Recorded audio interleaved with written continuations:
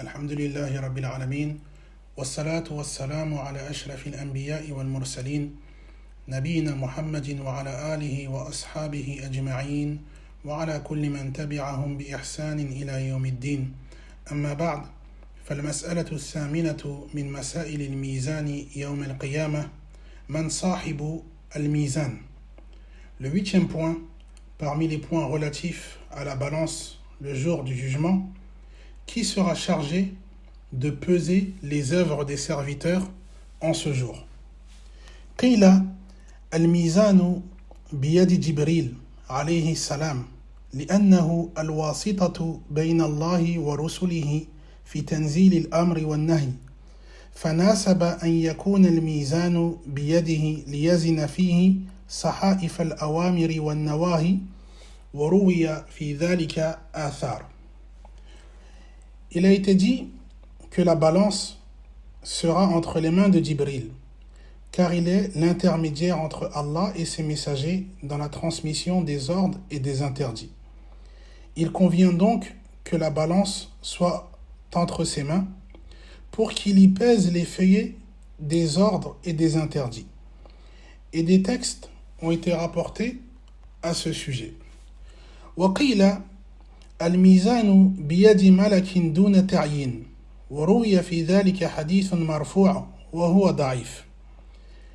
Il a aussi été dit que la balance sera entre les mains d'un ange non spécifiquement désigné. À ce sujet, un hadith marfou' a été rapporté, mais il est faible. Un hadith marfou' est un hadith qui est attribué au prophète sallallahu alayhi wa sallam en parole, en acte, en approbation ou en description de ses traits physiques ou moraux. وقيل بيد الله وهو الصواب ويدل عليه السنة. Il a également été dit que la balance sera entre les mains d'Allah et c'est là l'avis le plus correct soutenu par la sunna. فهذه أقوال ثلاثة في المسألة. Il y a donc trois avis sur cette question. على أنه لا منافاة بين ما ثبت في الحديث من أن الميزان بيد الله وبين ما ورد في الآثار من أنه بيد جبريل أو بيد غيره من الملائكة لإمكان الجمع بين هذه النصوص. Il n'y a pas de contradiction entre le hadith affirmant que la balance sera entre les mains d'Allah et les récits rapportant qu'elle sera entre les mains de Jibril ou d'un autre ange, car il est possible de concilier ces textes. بل يقال إن الله هو الذي بيده الميزان وإنه الآمر والناهي فيأمر جبريل أو غيره من الملائكة فيزن أعمال العباد في الميزان فيرفع من كان مستحقا للرفع ويخفض من كان مستحقا للخفض والله أعلم. Donc cette conciliation entre les textes est donc la suivante. Allah est celui entre les mains duquel se trouve la balance. C'est lui qui ordonne et interdit. Et il ordonne à Jibril ou à un autre ange de peser les actions des serviteurs dans la balance. Ainsi est élevé en degré celui qui mérite d'être élevé et sera rabaissé celui qui mérite d'être rabaissé et Allah est plus savant. Al-mas'alatu at-tasi'a waqtu al-mizan. Neuvième point, à quel moment aura lieu la pesée des actions? تمهيدا لهذه المسألة يقال إن ترتيب أحداث يوم القيامة من أمور الغيب التي لا تثبت إلا بدليل من الكتاب والسنة. En introduction à ce sujet, il faut rappeler que l'ordre des événements durant le jour de la résurrection fait partie du monde de l'invisible et ne peut être établi qu'à partir de preuves tirées du Coran ou de la Sunna. إلا أن العلماء اجتهدوا في بيان ذلك فقالوا إن الوزن يقع بعد الحوض والحساب لأن المحاسبة هي لتقرير الأعمال والوزن لإظهار مقاديرها ليكون الجزاء بحسبها والمعنى يقتضي. Cependant, les savants ont fait un effort d'interprétation pour éclaircir cela. Ils ont donc dit que la pesée aura lieu après le bassin et après le rendu des comptes, car le règlement des comptes sert à constater les œuvres et la pesée à en mesurer le poids pour que la récompense ou la sanction soit en conséquence. Al-mas'alatu al-ashira hikamu al-wazn. 10e point, différentes sagesses à travers la pesée.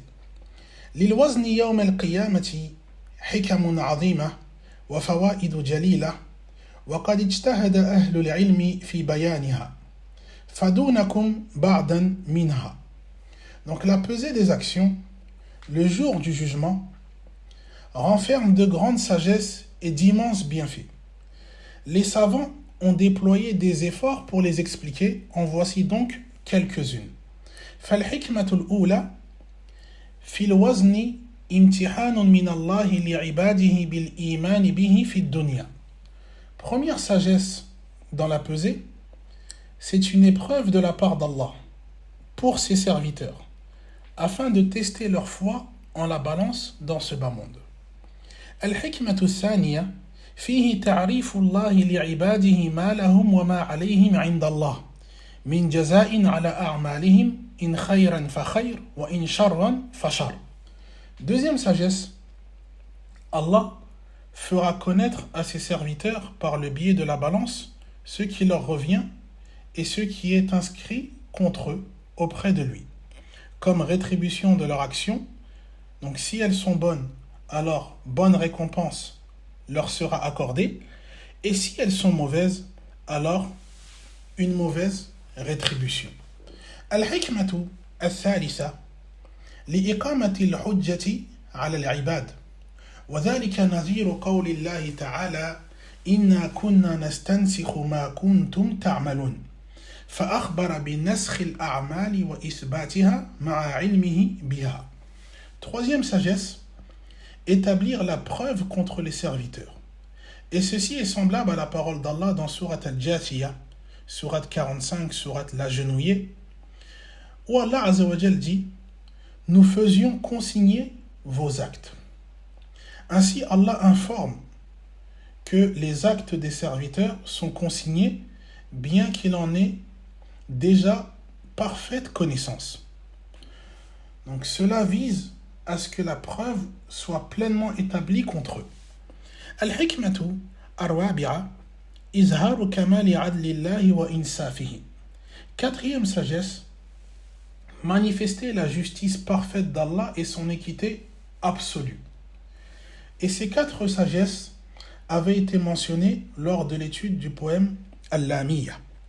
Al-hikmatu al-khamisa izharu azamatillah وقدرته حيث قيل لو وزنت السماوات والأرض في كفتي الميزان لوسعتهن.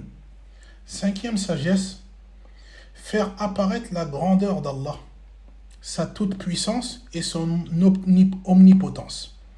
Car il a été notamment dit que si les cieux et la terre étaient placés dans les 2 plateaux de la balance, celle-ci pourrait les contenir. Al-mas'alatu al-hadiyata ashra mazhabul mukhalifin. 11e point, l'avis de certaines sectes au sujet de la balance. أنكرت الميزان الخوارج والجهمية وبعض المعتزلة وقالوا يراد به العدل وهذا القول مخالف لما دلت عليه النصوص ولما أجمع عليه أهل السنة والجماعة من أنه ميزان حقيقي لا مجرد العدل.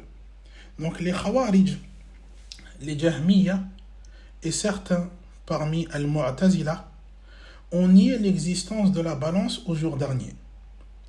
Ils ont affirmé qu'il s'agissait simplement d'une métaphore désignant la justice.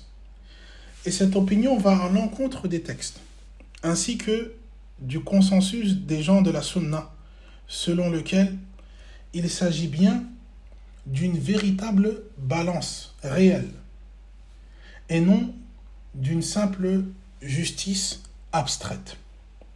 المسألة الثانية عشرة الحرص على بعض الأعمال. 12e point, l'importance de certaines œuvres. على المسلم أن يسعى سعيا حثيثا إلى فعل الخيرات إذ العمل يثقل عند الله بالإخلاص والمتابعة. Donc le musulman doit s'efforcer avec ardeur d'accomplir des bonnes actions car celles-ci prennent du poids auprès d'Allah par la sincérité et la conformité à la sunna. بيد أن ثمة أعمالا تثقل أكثر من غيرها فالكيس من تتبعها وحرص عليها فدونكم بعدا منها. Cependant, certaines œuvres pèseront plus lourdes que d'autres.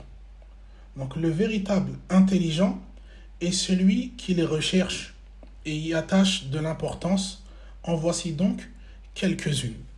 فالعمل الأول التهليل ويقصد به لا إله إلا الله. La première œuvre est le tahlil, c'est-à-dire la parole La ilaha illallah. Nulle divinité ne mérite d'être adorée si ce n'est Allah. وهو أثقل شيء في الميزان. Et c'est la chose la plus lourde dans la balance.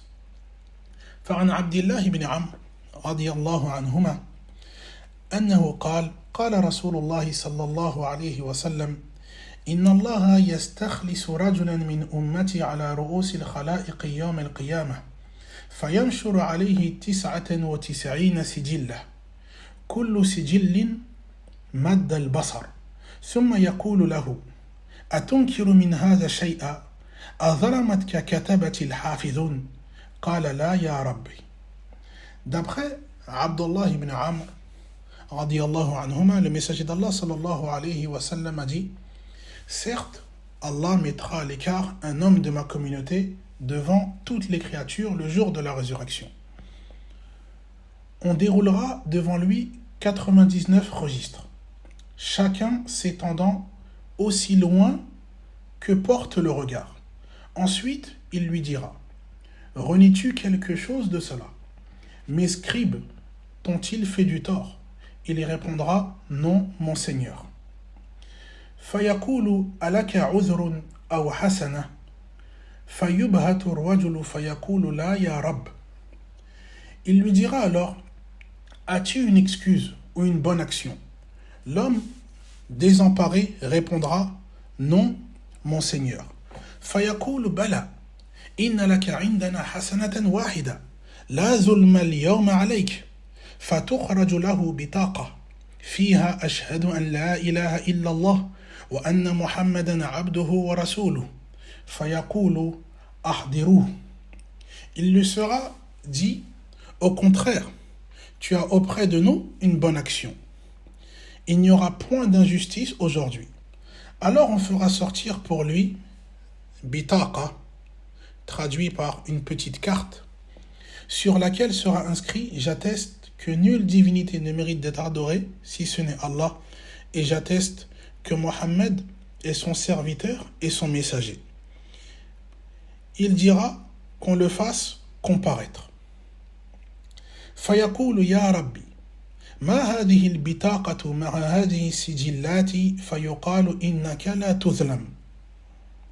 L'homme dira: ô mon Seigneur, qu'est cette carte face à tous ces registres? Il le sera dit: tu ne seras pas lésé. قال فتودع السجلات في كفة قال فتاشت السجلات وثقلت البطاقة ولا يثقل شيء بسم الله الرحمن الرحيم. Les registres seront alors placés dans un plateau de la balance et la carte dans l'autre. La carte l'emportera en poids et rien ne peut rivaliser avec le nom d'Allah, le miséricordieux, celui qui fait miséricorde. Rawahu Ahmed wa sahahahu al-Albani. Hadith rapporté par l'imam Ahmed et authentifié par Cheikh al-Albani. والحديث دليل على أن صحف العباد توزن يوم القيامة. Et ce hadith constitue également une preuve que les registres des actes des serviteurs seront pesés le jour dernier. العمل الثاني حسن الخلق. La deuxième œuvre est le bon comportement. فعن أبي الدرداء رضي الله عنه عن النبي صلى الله عليه وسلم أنه قال ليس شيء أثقل في الميزان من حسن الخلق رواه أبو داود وصححه الألباني. D'après Abu Darda, le prophète sallallahu alayhi wa sallam a dit rien n'est plus lourd dans la balance que le bon comportement. Hadith rapporté par Abu Daoud et authentifié par Cheikh Al-Albani. والحديث دليل على أن أعمال العباد توزن يوم الدين. Et ce hadith est une preuve que les actes des serviteurs seront pesés le jour du jugement. العمل الثالث صلاة الجنازة والعمل الرابع اتباعها حتى يفرغ من دفنها. Troisième œuvre, accomplir la prière funéraire. Et quatrième œuvre, accompagner le défunt jusqu'à l'achèvement de son enterrement. فعن أبي بن كعب رضي الله عنه عن النبي صلى الله عليه وسلم أنه قال من تبع جنازة حتى يصلي عليها ويفرغ منها فله قيراطان ومن تبعها حتى يصلي عليها فله قيراط والذي نفس محمد بيده لهو أثقل في ميزانه من أحد رواه أحمد وصححه الألباني. D'après Ubay ibn Ka'b radiyallahu anhu, le prophète sallallahu alayhi wa sallam a dit celui qui suit un cortège funéraire jusqu'à ce qu'on accomplisse pour le défunt la prière et son enterrement aura 2 qirats. Et quant à celui qui le suit seulement jusqu'à la prière funéraire, il obtiendra un seul qirat. Le prophète sallallahu alayhi wa sallam dit ensuite par celui qui détient l'âme de Mohammed entre ses mains. Cela est plus lourd dans sa balance, c'est-à-dire un qirat, que la montagne de Uhud. Hadith rapporté par Ahmed et authentifié par Cheikh Al-Albani. Al-amalu al-khamis, الصبر والاحتساب على فقدان الولد الصالح. والعمل السادس التكبير. والعمل السابع التحميد. والعمل الثامن التسبيح. La cinquième œuvre, faire preuve de patience et rechercher la récompense d'Allah lors de la perte d'un enfant pieux. Sixième œuvre, at-takbir, dire Allahu Akbar. Septième œuvre, at-tahmid, le fait de dire Alhamdulillah. Et huitième œuvre, at-tasbih, le fait de dire Subhanallah. ودليل هذه الأعمال ما رواه سفينة مولى رسول الله صلى الله عليه وسلم أن رسول الله صلى الله عليه وسلم قال بخ بخ ما أثقلهن في الميزان لا إله إلا الله والله أكبر وسبحان الله والحمد لله والولد الصالح يتوفى فيحتسبه والده رواه أحمد وصححه الألباني. Donc la preuve concernant ces différentes œuvres est un hadith de Safina, l'esclave affranchi du prophète Mohammed sallallahu alayhi wa sallam, qui a dit, le messager d'Allah sallallahu alayhi wa sallam a dit, bravo, bravo pour 5 choses. Combien elles sont lourdes dans la balance. La première, la ilaha illallah. La seconde, Allahu Akbar. La troisième, subhanallah. La quatrième, alhamdulillah. Et la cinquième, un enfant pieux qui décède et dont le père endure l'épreuve en espérant la récompense d'Allah. Hadith rapporté par Ahmed et authentifié par Cheikh Al-Albani. وفي التسبيح والتحميد حديثان آخران. Il existe au sujet du tasbih et du tahmid 2 autres hadiths. فالحديث الأول ما رواه مسلم عن أبي مالك الأشعري رضي الله عنه أنه قال قال رسول الله صلى الله عليه وسلم الطهور شطر الإيمان والحمد لله تملأ الميزان وسبحان الله والحمد لله تملأان أو تملأ ما بين السماوات والأرض. Donc le premier hadith est rapporté par Muslim d'après Abu Malik al-Ash'ari radiyallahu anhu. Le messager d'Allah sallallahu alayhi wa sallam a dit la purification est la moitié de la foi. Alhamdulillah, louange à Allah, remplit la balance. Et subhanallah et alhamdulillah, gloire à Allah et louange à Allah, remplissent la balance ou remplissent ce qu'il y a entre les cieux et la terre.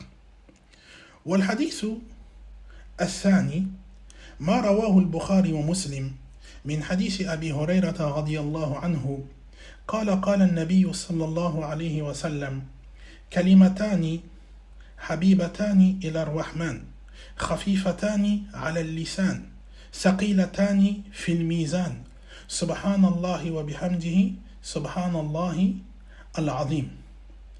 Tandis que le deuxième hadith est un hadith rapporté par Al-Bukhari et Muslim. D'après Abu Huraira radiyallahu anhu, le prophète sallallahu alayhi wa sallam a dit: deux paroles aimées du miséricordieux, légères sur la langue du serviteur, mais lourdes dans la balance. Subhanallahi wa bihamdihi, subhanallahi al-azim. Gloire et louange à Allah, gloire à Allah l'immense. ولعظم شأن هذا الحديث فسوف تفرد له مسألة تذكر فيها فوائد له. Et en raison de l'importance de ce hadith, on consacrera un point à part entière dans lequel on mentionnera certaines fawaïd à son sujet. فالمسألة الثالثة عشرة بعض الفوائد المتعلقة بحديث أبي هريرة رضي الله عنه. Donc le 13e point, quelques enseignements liés au hadith de Abu Huraira. الفائدة الأولى لما خصص اسم الرحمن بالذكر. Premier enseignement, pourquoi le nom Ar-Rahman, le miséricordieux, a-t-il été mentionné spécifiquement dans ce hadith? فَالرَّحْمَنُ ذُو الرَّحْمَةِ الْوَاسِعَةِ. Donc Ar-Rahman est celui dont la miséricorde est immense. فقال بعض أهل العلم المقصود من الحديث بيان سعة رحمة الله على عباده حيث يجازي على العمل القليل بالثواب الجزيل والأجر العظيم. Donc certains savants ont expliqué que le but de cette mention dans le hadith est de montrer l'étendue de la miséricorde d'Allah envers ses serviteurs, car Allah Ar-Rahman récompense une œuvre minime par une rétribution abondante. Al-Fa'idatu Thaniya fi tartibi al-fadhi al-hadith. Deuxième enseignement sur l'ordre des paroles dans le hadith. قال بعض أهل العلم جاء ترتيب هذا الحديث على أسلوب عظيم. Donc certains savants ont expliqué que ce hadith suit un ordre remarquable. وهو أن حب الرب سابق وذكر العبد وخفة الذكر على لسانه تال ثم بين ما فيها من الثواب العظيم النافع يوم القيامة.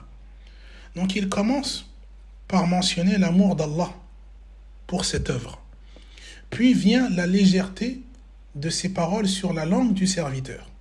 Et enfin, il expose l'énorme récompense qu'elles contiennent le jour de la résurrection. الفائدة الثالثة التسبيح والتحميد متكاملا. Troisième enseignement, le tasbih subhanallah ainsi que le tahmid alhamdulillah sont complémentaires. فالتسبيح تخلية والتحميد للقلب تحلية والتخلية تسبق التحلية.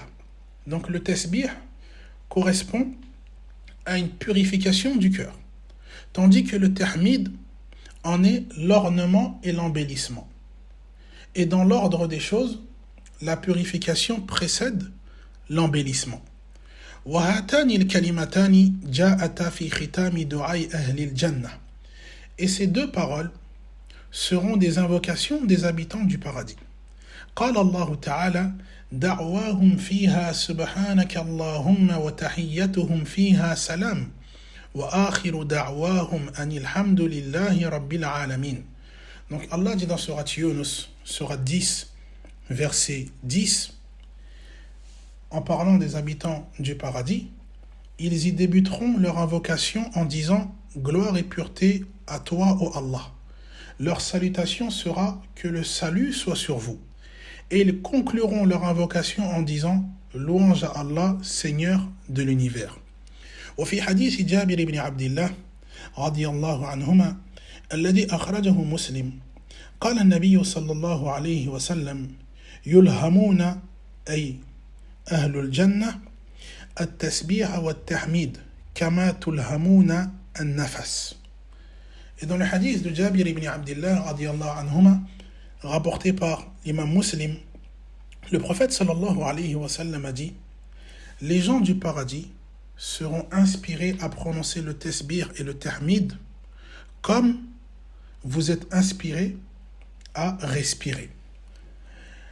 Al-fa'idatu ar-rabi'a man khatama kitabahu min al-musannifin bihadha al-hadith. Quatrième enseignement, qui parmi les auteurs a terminé son recueil par ce hadith.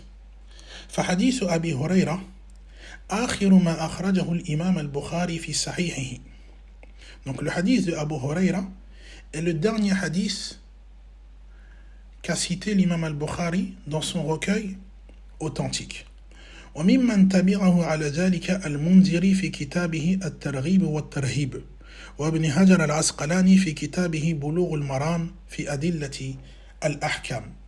Et parmi ceux qui ont suivi cette même démarche, on retrouve Al-Munziri dans son ouvrage At-Targhib wa At-Tarhib, qu'on pourrait traduire par l'encouragement à faire le bien et la crainte des péchés, ainsi que Ibn Hajar al-Asqalani dans son livre Bulugh al-Maram fi Adillati al-Ahkam, qu'on pourrait traduire par l'atteinte des objectifs dans l'épreuve des jugements. وشيخ سليمان الرحيلي حفظه الله يشرح في المسجد النبوي قرابة 10 سنين صحيح الترغيب والترهيب وهو تصحيح الشيخ الألباني لكتاب المنذري المذكور. Et Cheikh Suleiman al-Ruhaili, qu'Allah le préserve, enseigne depuis près de 10 ans dans la mosquée prophétique le livre Sahih al-Targhib wa Tarhib, qui est la version authentifiée par Cheikh al-Albani de l'ouvrage d'Al-Munziri mentionné précédemment. الفائدة الخامسة لما ختم الإمام البخاري صحيحه بهذا الحديث. Cinquième enseignement, pourquoi l'imam al-Bukhari a terminé son ouvrage par ce hadith. فلأهل العلم أقوال. القول الأول بدأ البخاري صحيحه بحديث إنما الأعمال بالنيات وختمه بحديث كلمتان حبيبتان إلى الرحمن فبدأ بالنية التي يتوقف عليها صلاح العمل وفساده وختم بالميزان الذي يتبين به مصير الإنسان من سعادة أو شقاء تنبيها للقارئ إلى إخلاص النية في البداية لما يترتب عليه من ثقل الميزان في النهاية. Donc les gens de science ont exprimé plusieurs avis. Premier avis, l'imam al-Bukhari rahimahullah a commencé son sahih par le hadith « Les actes ne valent que par leurs intentions ». Et il l'a terminé par le hadith « Deux paroles aimées du miséricordieux ». Il a ainsi débuté son ouvrage par l'intention dont dépend la validité ou la corruption des actes. Et il l'a clôturé par la balance par laquelle se manifeste la destination finale de l'homme, bienheureux ou malheureux. Ceci constitue un rappel au lecteur quant à l'importance de la sincérité de l'intention au début, car c'est d'elle que dépendra le poids des œuvres dans la balance à la fin. القول الثاني افتتح الإمام البخاري صحيحه بحديث فرد مطلق وختمه بفرد مطلق مثله وفي هذا رد على الذين لا يحتجون بأحاديث الآحاد سواء في الأحكام أم في الاعتقاد. Deuxième avis, l'imam al-Bukhari a entamé son ouvrage par un hadith qui est appelé Fard, Mutlaq, un hadith isolé de portée absolue, et l'a également conclu par un autre hadith isolé de même nature. Et cela constitue une réfutation à ceux qui rejettent les hadiths rapportés par un seul narrateur, que ce soit dans les questions de jurisprudence ou de croyance. ومدينة هذه المسألة في كتب علوم الحديث كالبيكونية ونخبة الفكر في المختصرات منها وفي المطولات كذلك. Et ce sujet est généralement abordé dans les ouvrages de la matière de la science du hadith. On trouve des résumés tels que le poème Al-Baykuniya ou encore le livre Nukhbat al-Fikar et des ouvrages plus détaillés. Al-Qawlu al-Thalith جعل الإمام البخاري كتابه كمجلس علم فختم به. Troisième avis, l'imam al-Bukhari a conçu son livre comme une assise de science. Et c'est pourquoi il l'a clôturé par ce hadith. وعن أبي هريرة رضي الله عنه أنه قال النبي صلى الله عليه وسلم من جلس في مجلس فكثر فيه لغته فقال قبل أن يقوم من مجلسه ذلك سبحانك اللهم وبحمدك أشهد أن لا إله إلا أنت أستغفرك وأتوب إليك إلا غفر له ما كان في مجلسه ذلك رواه الترمذي وصححه الألباني. D'après Abu Huraira radiyallahu anhu, le prophète sallallahu alayhi wa sallam a dit: quiconque s'assit dans une assemblée où il y a eu beaucoup de bavardage, puis dit avant de se lever de cette assemblée: gloire à toi, ô Allah, et par ta louange, j'atteste que nulle divinité n'est digne d'adoration si ce n'est toi. Je te demande pardon et je me repens à toi. Il lui sera pardonné ce qu'il s'est passé dans cette assemblée. Le hadith est rapporté par At-Tirmidhi et authentifié par Cheikh Al-Albani. فَكُلُّ هَذِهِ الْأَقْوَالِ مُحْتَمَلَةً. Donc tous ces avis sont donc envisageables. فَعَلَى مِنْوَالِ أَهْلِ الْعِلْمِ نَنْسِجُ حيث ختمنا بحديث أبي هريرة رضي الله عنه مبحث الميزان وقد ذكرنا فيه 13 مسألة. Donc nous aurons donc suivi la méthode de l'imam al-Bukhari en concluant l'étude du sujet de la balance par le hadith de Abu Huraira radiyallahu anhu, dans lequel, au sujet de la balance, dans lequel nous avons exposé, donc nous aurons donc cité 13 points en ce qui concerne la balance. فهذا والله أعلم وصلى الله على نبينا محمد وعلى آله وأصحابه أجمعين.